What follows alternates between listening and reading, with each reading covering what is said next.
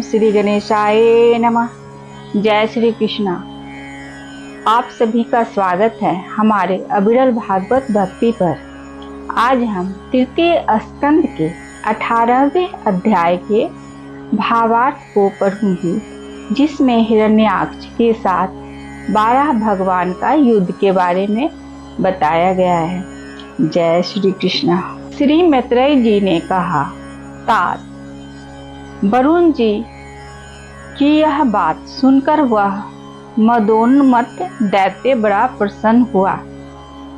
उसने उनके इस कथन पर कि तू उनके हाथ से मारा जाएगा कुछ भी ध्यान नहीं दिया और चट नारद जी से श्री हरि का पता लगाकर रसातल में पहुंच गया।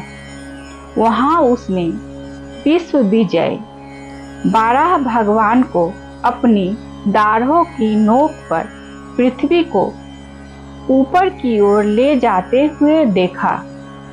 वे अपने लाल लाल चमकीले नेत्रों से उसके तेज को हरे लेते थे।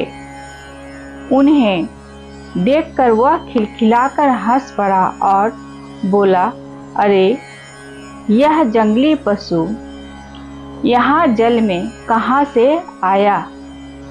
फिर बाराह जी से कहा, अरे नासमझ, इधर आ, इस पृथ्वी को छोड़ दे। इसे विश्व विधाता ब्रह्मा जी ने हम रसातल वासियों के हवाले कर दिया है।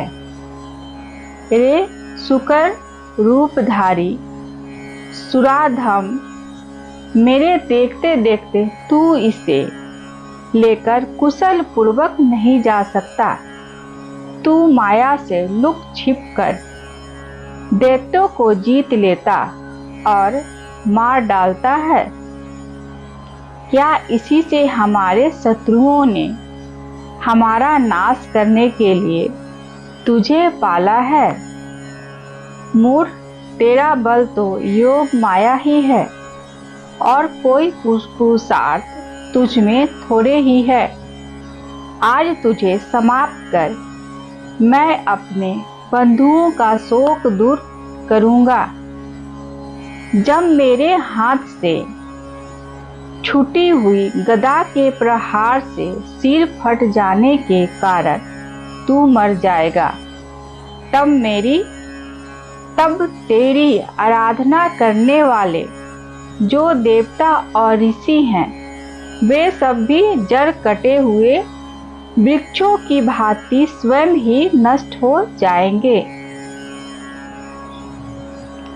हिरण्याक्ष भगवान को दुर्वचन बाणों से छेदे जा रहा था, परंतु उन्होंने दांत की नोक पर स्थित पृथ्वी को भयभीत देखकर वह चोट सह ली तथा जल से उसी प्रकार बाहर निकल आए, जैसे ग्राह की चोट खाकर हथनी सहित गजराज जब उसकी चुनौती का कोई उत्तर न देकर वे जल से बाहर आने लगे, तब ग्राह जैसे गज का पीछा करता है, उसी प्रकार पीले केश और तीखी दाढ़ों वाले उस दैत्य ने उनका पीछा किया तथा ब्रज के समान करक कर वह कहने लगा, तुझे भागने में लज्जा नहीं आती? सच है, अस्तः पुरुषों के लिए कौन सा काम न करने योग्य है? भगवान ने पृथ्वी को ले जाकर जल के ऊपर व्यवहार योग्य स्थान में स्थित कर दिया और उसमें अपनी आधार शक्ति का संचार किया। उस समय हिरण्याक्ष के सामने ही ब्रह्मा जी ने उनकी स्तुति की और देवताओं ने फूल बरसाए।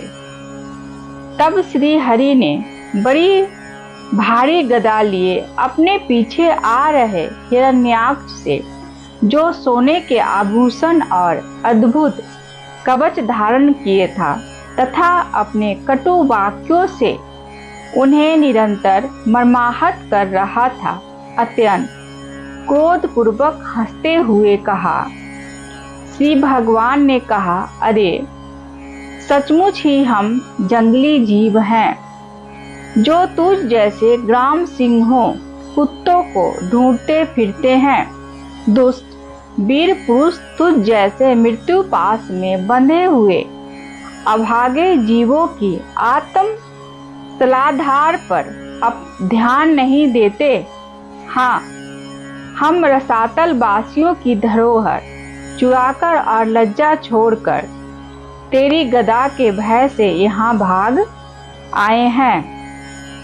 हम में ऐसी सामर्थ्य ही कहाँ है कि तेरे जैसे आदित्य वीर के सामने युद्ध में ठहर सके।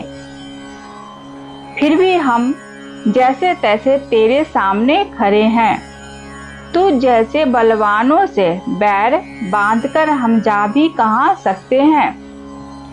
तू पैदल वीरों का सरदार है, इसलिए अब निशंक होकर उधेड़ बुन छोड़कर हमारा अनिष्ट करने का प्रयत्न कर और हमें मारकर अपने भाई बंधुओं के आंसू पोंछ। अब इसमें देर न कर।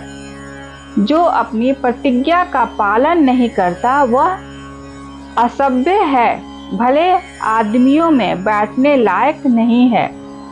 मैत्रेय जी कहते हैं, विदुर जी, जब भगवान ने रोष से उस दैत्य का इस प्रकार खूब उपहास और तिरस्कार किया, तब वह पकड़कर खिलाए जाते हुए सर्प के समान क्रोध से तिलमिला उठा।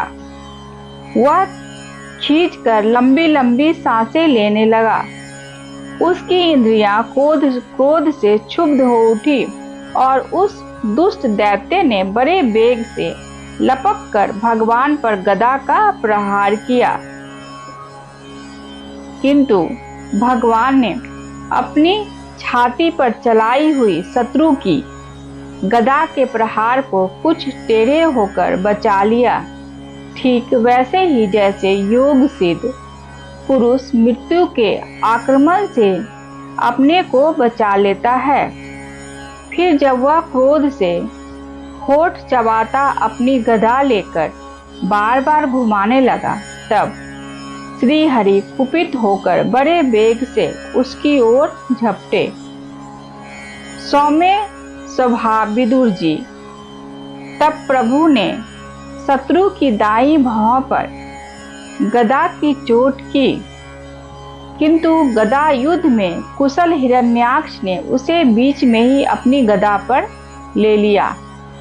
इस प्रकार श्री हरि और हिरण्याक्ष एक दूसरे को जीतने की इच्छा से अत्यंत क्रुद्ध होकर आपस में अपनी भारी गदाओं से प्रहार करने लगे। उस समय उन दोनों में ही जीतने की होड़ लग गई।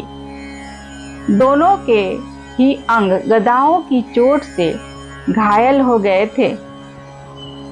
अपने अंगों के घावों से बहने वाले रुधिर की गंध से दोनों का ही क्रोध बढ़ रहा था और वे दोनों ही तरह तरह के पैतरे बदल रहे थे।